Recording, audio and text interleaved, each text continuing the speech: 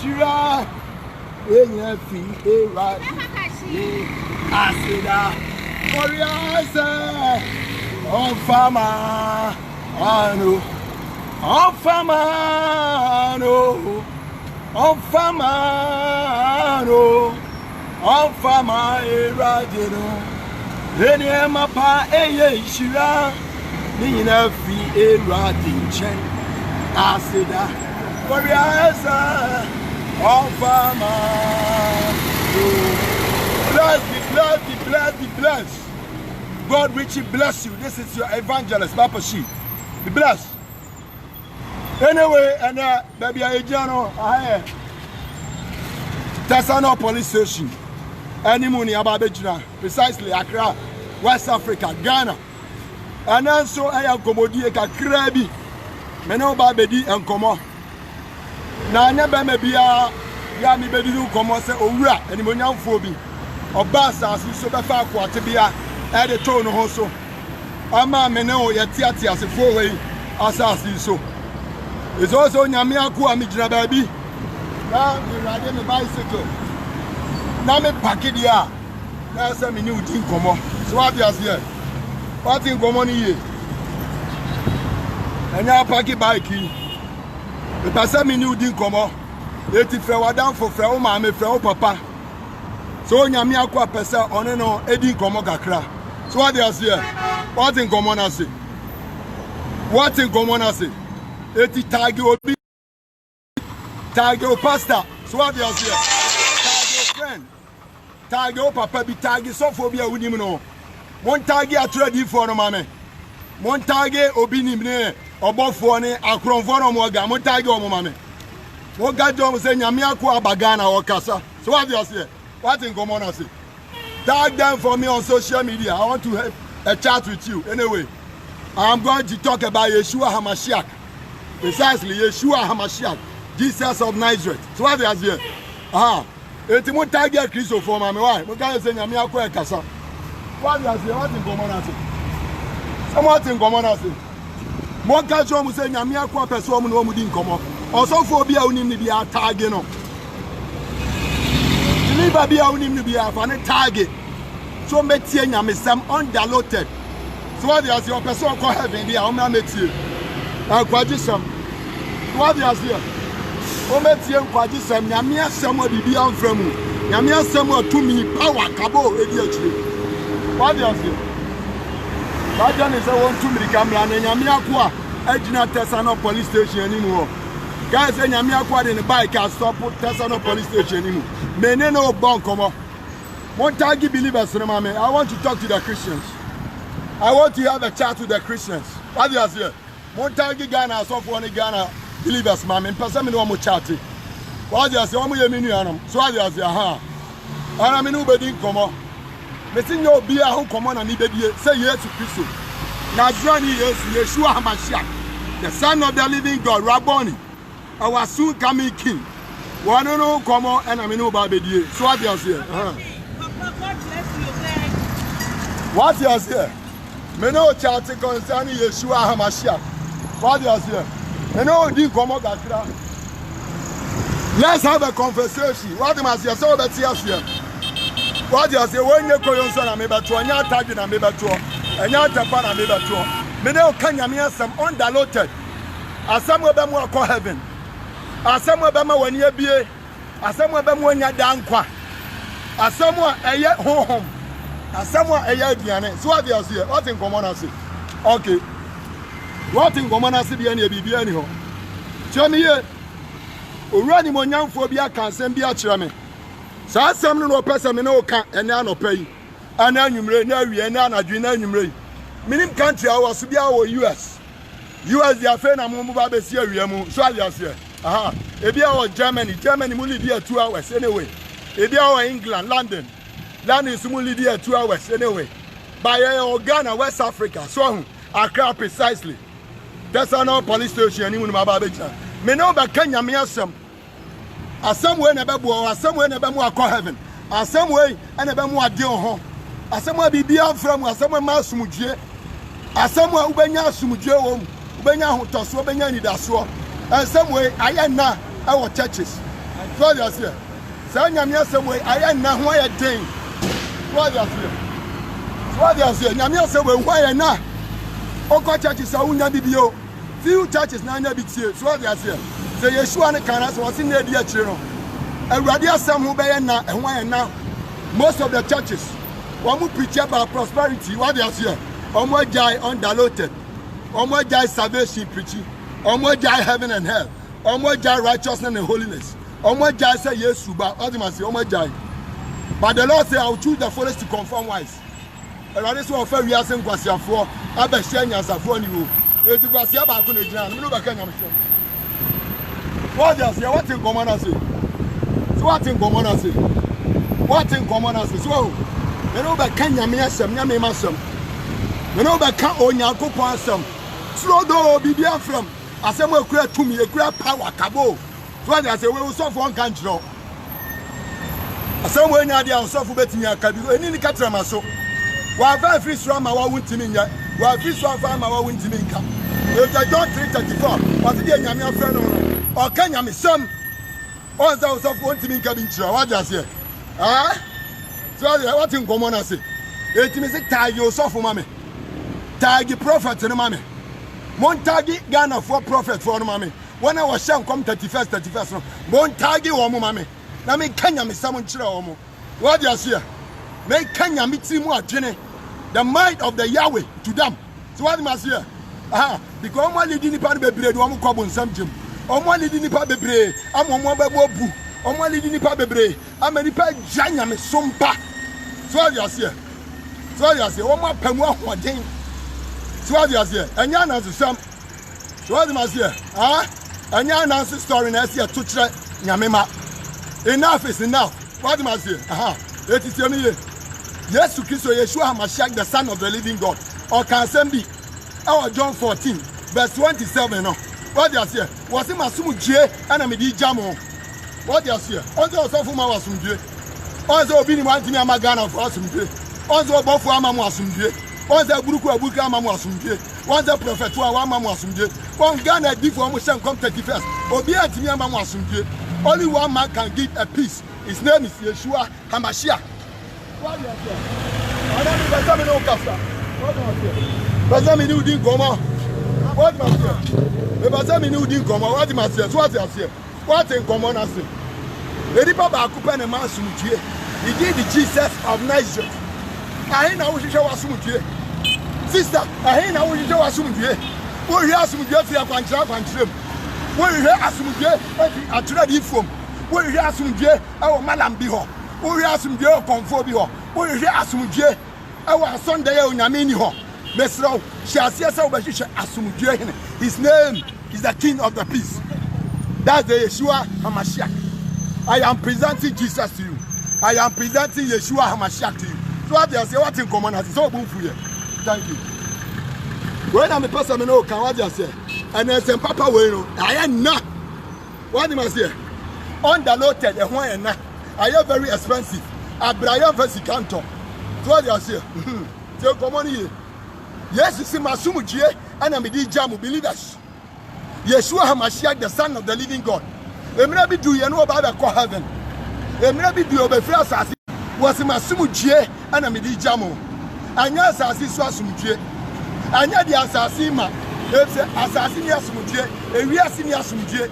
And yet the world, Adima, what cannot give you a peace? Even UN cannot give you a peace. Hear me well. What do I say? What's in common? I say? Ah, Obia Timima Asumuje Eka Jesus of Nazareth. So it's my prayer. So Bashasi seeking more of Yeshua HaMashiach. It's my prayer, child of God, believer of Christ. So Bashasi seeking the peace of Yeshua HaMashiach.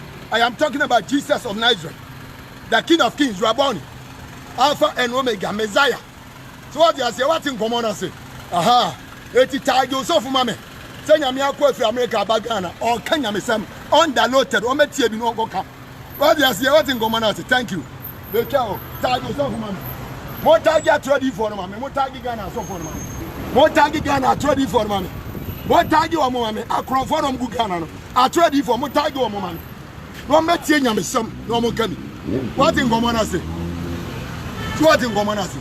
Yes, it's in Masumu Jie, ana me di jamo anya asase so asumdue asase ni asumdue di mo bia so what you say enya wiase asumdue ewiase ni asumdue di manipa so what said ya ba bia UN for be ko so mo kwa ma asumdue aba no e ho dane kios no essay and to question wo skeleton baby Yesu be ko bia there is a peace baby ango huru be ko bia there is a peace etina nipa de bebre hwehwa asumdue e wa trade fo ho ama na nipa di akwankyera achi edipa di bonsam machi edipa di obone fo no bonsam achi is that nipa ebe hwe asumdue fi Yeshua HaMashiach the son of the living God Rabboni the king of kings Aoba Ghana for so for the Ghana for akonkwasumu Ghana trade for at the Ghana for agwagodi akwankyera so what am say etina nipa bebre ni asumdue edipa bebre ni asumdue wo mo kwa sorry kwasiada wo mo kwa sorry memenda wo mo kwa sorry fiada wo mo kwa sorry yawada wo mo kwa sorry ekuada wo mo kwa sorry brother wo mo kwa eduada ka ho but there's no peace only Jesus who can give you peace na Yesu ni wo mo di nkomo wo ni wo mo kasa said ya me no kan ya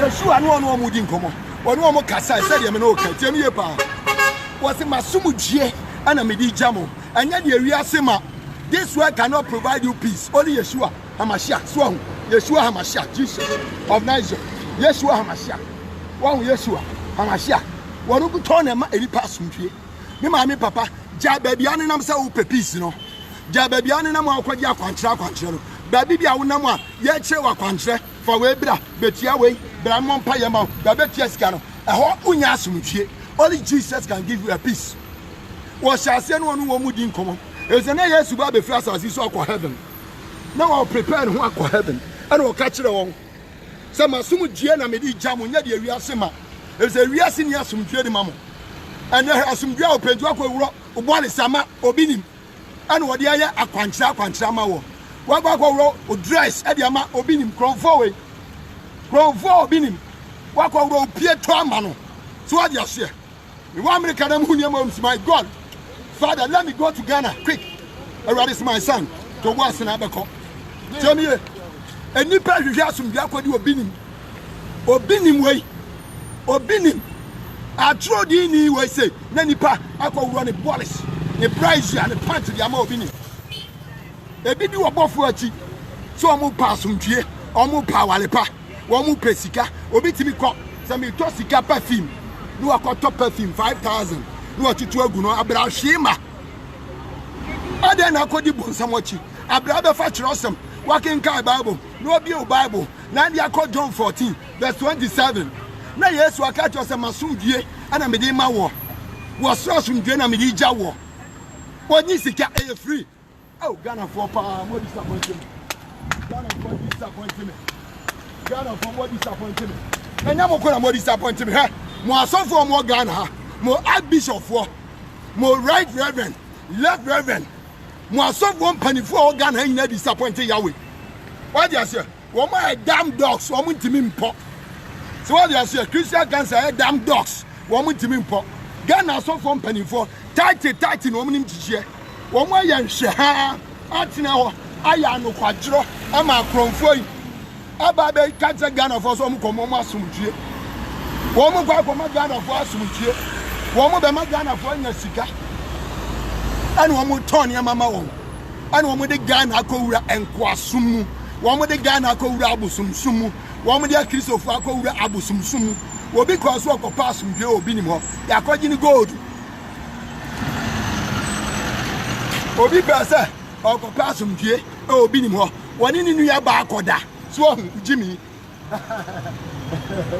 what in gomona say obi ko say ogbago di obi ni mochi wa man ni ya ba akoda onu akase ni ya ba akoda no so ni akoda say ya akwankyere so ahu de ekoso wo hu ujimi what in gomona say obi so opasumdwe wa kodi sofo obi achi agwa ya akwankyere eye abomination obi kura se wono so agwa yi akola awode or painful be or could share in your coya aquala. So, the abonsam made him akodro. Yan you shall some dear, yes, you are, Yan you shall some dear, Ewo atro edifo ho. We seek peace from Jesus. We seek peace from Yeshua HaMashiach. We don't seek peace from pastors. We don't seek peace from men of God. We seek peace from Jesus, Allah Bisha. We seek peace from Yeshua HaMashiach, the Son of the living God, Rabboni, our soon coming King, the creator of the universe. We seek peace from Jesus of Niger. I know we have some day. Or throw the neighbor, so for by Aburuka, and I want to peace, or before. I crow forward. One more over to me, my peace. I go on Anaju. One gun for. One gun for. What's the moon king guy Bible view? And this is lack of knowledge. My people destroy. Lack of knowledge. My people are perished. My people are perished with lack of knowledge. So what do you say? What in common say? So what in common say? What in common say? Yes, you two are so kasaye. Na Kristo kasa tiamiye. Na Yesu kasa. Let them be by king and me. You shall say, "One more kasa. One more kasa. One more kasa tiamiye." Na Yesu ba be ko. Ano shall say. Okay, God go do 30 no. Asi minimum kasa video. Minimum kasa bebre. Yes, I me catch them, I catch them. Jesus said, "Me no more and kasa bio." Yes, I me catch them, I catch them. Was in the reality city for no back. Na ni she enemy ho. Yes, you see a reality city for no oba. Na ni she enemy ho. Yeshua say a reality city for no oba. Na ni she enemy ho. What you say? What in common say? Yes, you can and quansam, insurance, and it has one some, a foot one some, was thrown some. Send nipa benyane mu gidie near de ye ho atono so wo wi an wo ka kire say e wiase city for means there is a ruler of this world. There's a ruler, his name is Satan. Kaneno near friend Lucifer. What am I say? Yes, is in the wiase city for banishing ni ho and what do obi ni machi wo go pay bibi obi ni mo wo di atro di ni achi ade na akwaje na akwanche be na akwaje ye akwanche be na waye se wakoye akwanche e obi nim ho atradi fo wo dia ane na wiase sudi fo bibia ba ho my dear sister, my dear brother, won se wunya asumdwe ne e so de hu ko jaa wo de ko jaa ba bi so what ma say wakodi atradi ni bi achi wakobo som bi so pen ubia wadwuma mpo wo jim wa ba bi ade na ade hye wadwuma na se ogoto wasase no ade na ade kwhye asase no so na wusi udan no ade na ade kwhye asase kwakwaje busuma go show da ase osofo bia mo ya akwankyere ena edi unya eti uni asomtwe yare da wo so ade ase hire da wo so utimi na anajo afi bia so gotu aboade eze wa free Israel nyame achi wa free yawe achi wa free obatampana achi so ade mase what in common ase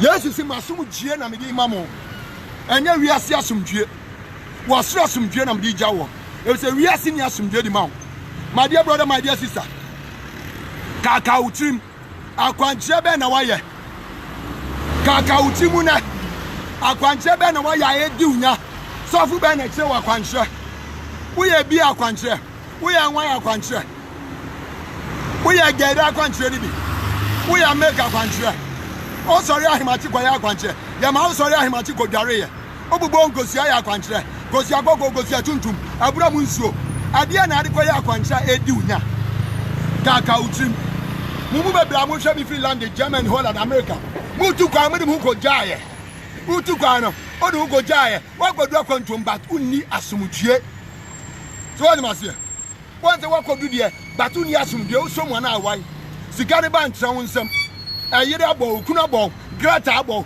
because o de ko jaa osofo bi o mfa wade o de ko jaa bo sam agent Christ is my soon na me di jamo enya asasi so asumdue asasi ni asumdue de mamo yes is me timi ni won kasa bebre e say me ko eja no ntwen Yeshua says I cannot talk much with you because I am going to my father.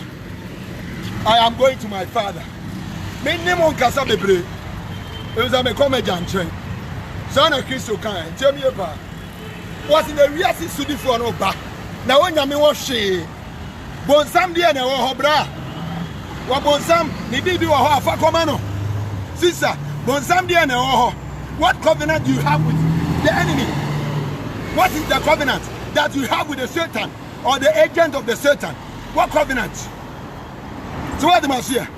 If you wash a wig, if you wash a wig on, wash a Brazilian hair, if you watch one or makeups, but somebody or Ratubu. Odana so will be no better. Odan will be no better. Unya kunu. Because bon someone there what am I saying? Bible say what you na for time. The young makeups don't just for quite with him. Was in a money to Munipia and a Sunday. Winning. Your body is a living sacrifice for the Most High God. What do you say? Everybody pray and you for him. Everybody pray small brown. If say one may be our God that we are serving is a jealous God. I didn't be so do rebeshe bibim.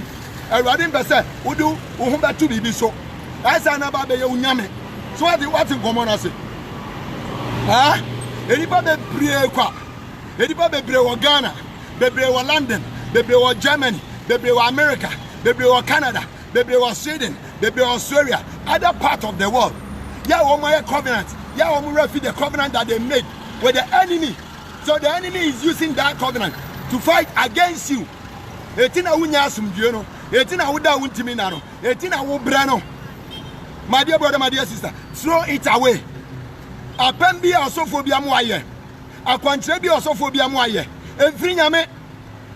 Nyame akwankyere, mame ma nyame akwankyere. Nyagopa akwankyere John 14 verse 6. Yeshua HaMashiach Jesus. What many were kwai and okura ne nkwa. Obi nkwa gya ne nkyai. Agisia nam no so. That's a akwankyere fi Yesu. What you say mama ba ko nka ho. Yesu akwankyere ba ko ni. Matthew 6:33. Was to seek ye first the kingdom of God and its righteousness, and all other things shall be added unto you. Yesu akwankyere no. What mo hwehwe onyame ahenia ni trene kane. Ya ka nya de beka ho. Wa ba ko wuro praise ama obi nim. Wa ko wuro pants ama obi nim. Wa ko obofo akoto abaifo nku. Wa ko to sika su pray. Onama trade influence. And wa ko nya covenant.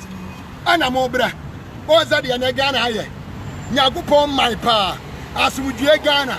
Asase papa. O te Ghana so ho chiro.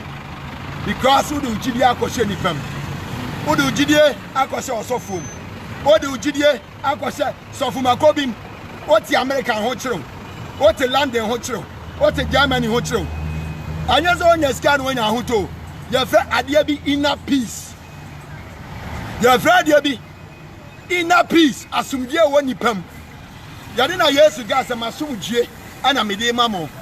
Was asumdie ana mede jamo. Anya asasi so asumdie. Asasi ni asumdie di manipa. So what in common say? So what in common say? So what in common say? So what you say? Yesu koro. What's me di masumdie na ejao. Me ma me papa. Sana Yesu kan. So what you say? So what in common say? Was in reasi sudi for na bano. Na onya hwe o me ho. Sister, ebia na wakwa ya akwankyere. Edi unya. Ebia oni busum bi wa pam edi unya. Tiemie. Ebia wakosofo bi wo. Wabo maami beye, wabo papa beye. Ana oji usika. Ana o ma wo sori anajo. Ana kokoye incantation. Wo kire wo niam bi se kokoye. Ana fight ti awo. Eti ama sumdwe de uni bi. So what in common say? What in common say? So what van want to Israel nyameswa? What van want to Jacob nyameswa? What van want to Isaac nyameswa? What van want to Abraham nyameswa? Me ma me papa. Asumdwe nya de abenya bi. Ajisa o repente, ajisa o sachira, ajisa akwantia no tugu. Throw those things away, object, throw it away. What in common say? Huh?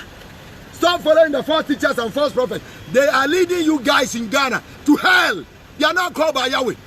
They are not called by Yeshua HaMashiach. Stop following any pastor who says stuff in the church. They are not working for the Most High God. So what in common I say? Jesus say, "If you have to study for a bar, the she ni me onya she omo. Ugo di throw di ni bi achiti. Bonsam bi ho and what they fight it yawo. Akwanche na we ya no. Bonsam wo japade aba ho or they fight it yawo." So what did they make can say? Sabonsam bi ni me ho. On ti bi nya me hwe. Sabonsam bi ba ho. Obe how, my dear brother, my dear sister. You get what I'm trying to say? You understand? So what they say? I hope you understand. So what they say? So pass some via bra Yesu. So pe osra some via bra Awurade nchai. Ja akwankyerɛ no tugu. Akwankyerɛ no muntungu. Ghana mai mutumu akwankyerɛ no ngu. Na mu madi Awurade achi. Yesu akwankyerɛ ba kuni. Matthew 7:13. Yeshua HaMashiach gate. What they say? Jesus say enter into the narrow gate. What they say? Was in the quiet son or puna sunday. I did not call him. That is that you are called Binimo, Ubacobon Sam Jim, one such ra. Ugo do about 40, Ubacobon Sam Jim, one such ra. Ugo so for be a yaquantra, no one such ra, Ubacobon Sam Jim. Yania Quan Cassia. Fakwa get one or so. Yes, you see, if you love me, keep my commandments and obey it. As of what is woman carrying trouble. What do you say? You get me? Once of one is woman carrying trouble. What in common as it? Woman carrying trouble. Mammy Papa, so what Japan should do so for you? Let's now go to the form. To go, throw it away and ask for forgiveness. Your father will forgive you. Awurade se mo waso mo ne so abrɛ na mu ko mu buo na mu ni siafo mo mra na obema mo ahome sister tu ma mefo so agoja kwankyerɛ bi osofo bi wa ka je se won tum no repent na agobo nsam gem brother tu ma mefo tu papa fo tu yire fo tu kru fo tu nuano fo Ghana mai mu tum ho fo se mu bi akodi akromfo ya chia wo mo agodi abosomfo ya chia wo mo agodi atradifo ya chia was so for be autonomy when I sorry. When you do my Yahweh, I'm sent by Jesus. What in common say? Somewhat in common say. Ah? What in common say? Tell me, somewhat in common say. Also for be autonomy of Ghana, not so when you do my ready. I'm sent by Jesus. What you say? Some will be a yaquanja, when you do my ready. What you say? Yes, you can when you go to the giant. It's about Holy Spirit. The Spirit of God. What you say? Yes, one got your handkerchief, Yamato handkerchief, Yamato sticker, Yamato Bramunso, Kodia Wokosia, a two abuba. Yes, one casa. What in common say? Huh? What in common say? Yes, one casa. Yes, one can by Bibia. What am I here? Yes, one can by Bibia. Yes, to Christ say. What they are going grow and a giant. Was the woman we are seeing him no. About the Mubakwan, that's the Holy Spirit. You don't need those objects. You don't need those pastors. They are false. And when they catch us and they was the first prophet to come, the first teachers to come. Be careful, be vigilant. And yes, sir, import the electron. Go and read Matthew 24, verse 3 going. You have been warned by Yeshua HaMashiach. But still, I'm about to video you. What am I saying? Don't tell me that so we found ma over you waku no wasel. Yeshua se me by. So be nyankwa anya no so. Ah, I go for my casa do. Hey. Ah. Eti Ghana for eti enua ha. Ana we nyawa. Yes say. Ewiase sidi for ba ne hwi ni no. Edu ba bia da Peter say, amani hu ode atomu nu anum wiase for so no. Ebi na mo so person ode tomo so. Edi ba bebra ni afra. Everybody be assuasi. What in common as it? Everybody break up. But some of you was you also. It's what you undiluted weather. Now I'm both food. One thing I'm not some no cry. Now I'm both food. One me used to a country. One me used to a Bramunso. One me used to Nimo Cafri near Yantafre. One me used to a Binimaza. So what am I? Ah? Anybody be used to Abosum Voko. Maybe I used to Malam for today. Maybe I used to so many bonsam. I have chat. What do you say? God say I'm holy, so be holy. Without the holiness, no man can see God. So what do you say? You can go to church 24/7. So when you do righteous and holy life, you will see Yahweh. You get what I'm saying? I hope you understand. What do you say? What in common I say? Nyame asum wo ya hono oya kronkron. It was a munya kronkron. Obi anya kronkwa wo hu awurade. Ana wudi osofo tuba afọ achi. Wudi obi ni machi. Wudi aburuku achi. Wudi atradi ifo achi. Wudi akronfo we ni machi. Na beda akọ heaven. Apan bi amoye bi andam sakra Ghana man. apem bi amuni atredi fo aye mo asofo na cheche mo tsachira wani masie Awurade se me de masam ma akwa nyame asam ye nton nyame asam ye free ene de mo kɔ na ya jimuska na bompa ya amamo mo kɔ ya jimuska ya kyerɛ mo akwankyerɛ etinye wa wo mompa ye bi wa untimi nkenka Bible bio you become a lazy when the enemy steal you wani masie yes sin wo before no ma obewia waku na wasel na me so me bae so obenya nkwa anya no mo so I am sent by Jesus. Hear the word of God. Hear the word from the throne. Hear the word from Yahweh. Hear the word from Yeshua HaMashiach. So that you may be saved. Because Jesus is coming. Today is the day of your salvation. Tomorrow is not promised. Today is the day of your salvation. Tomorrow may be too late, my dear sister, my dear brother.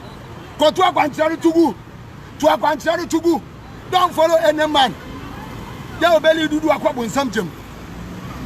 Was the crowd who are not seeing what the penny so now we are no and you walk quite yes go for yes you go for yes you go for yes you go for hey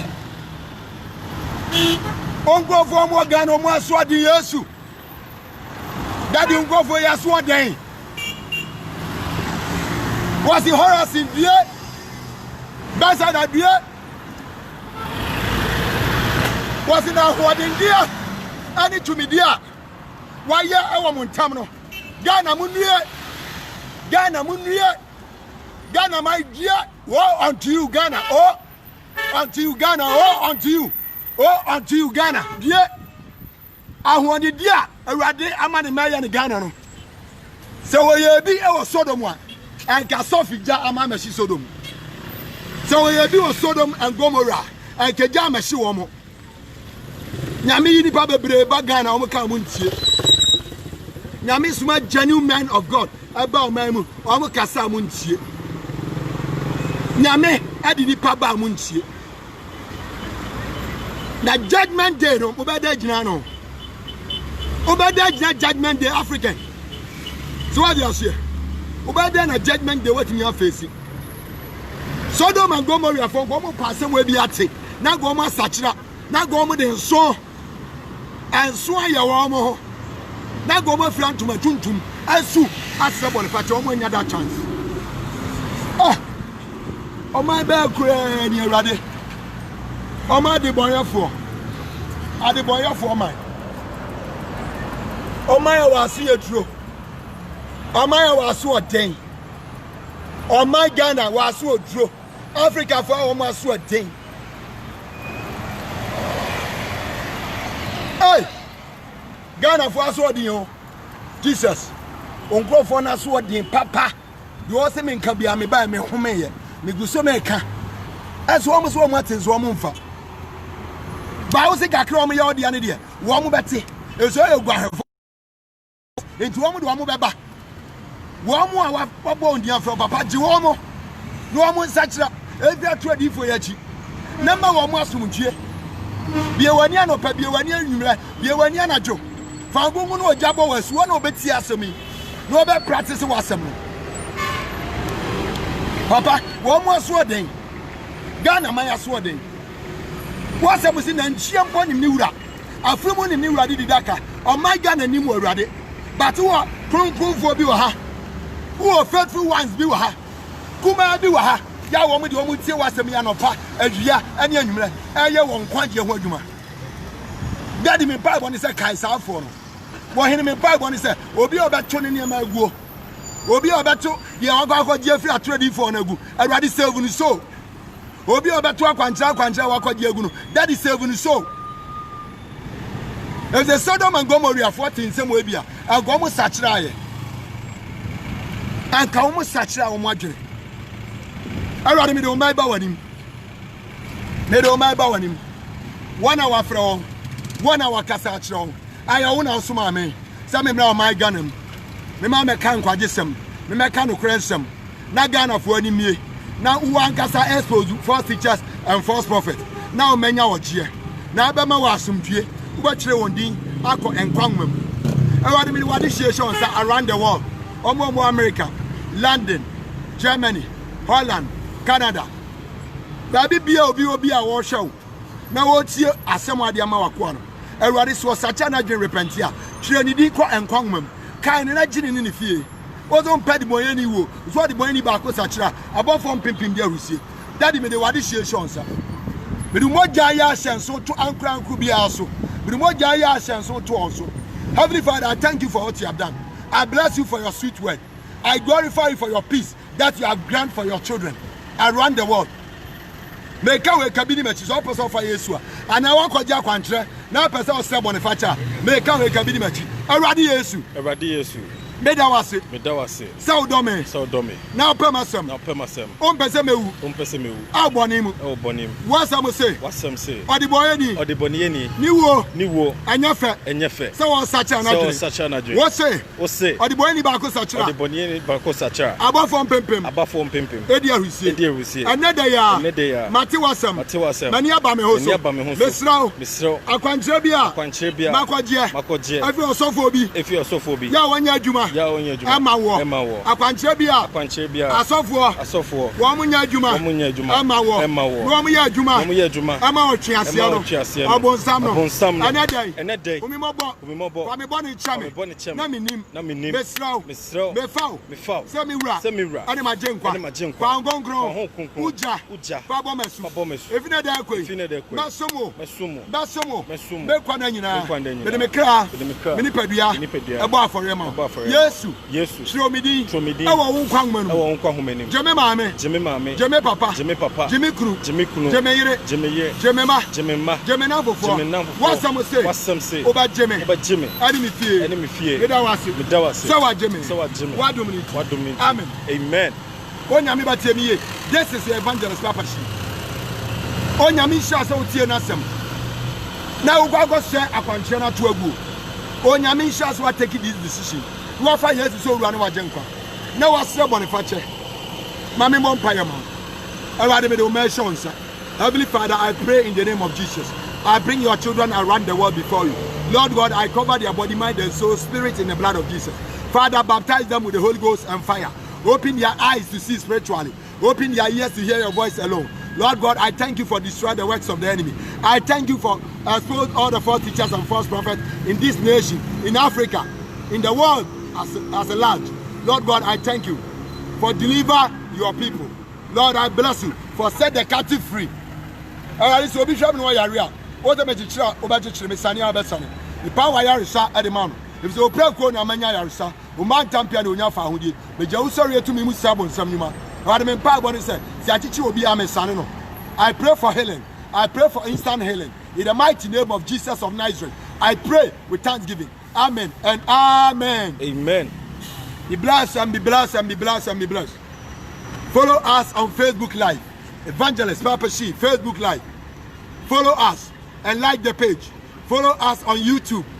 Follow us on YouTube. Evangelist Papa Shi Ministries. Follow us on YouTube. Subscribe it. Subscribe the YouTube so that you may be able to find more videos. We have more than 400 videos there. Go there, you may see what the Lord is doing around the world. You may see the deliverance. You may see the water call. You may see the healing. You may see a lot of souls that they are coming to Jesus. This is our number. In case of so we hear Nyamia Semibia, we hear audios. Yeah, you're preaching in daily now. The best Sanibia are free. Your number is 055 808 45 11. Your number is 055 808 45 11. Your number is 055 808 45 11. Be blessed and God richly bless you. This is your evangelist. We may meet again. Shalom, peace be with you. Say Christ ama ebe share you. Be blessed. Papa. Be blessed. Papa. Be blessed. Be blessed. Be blessed.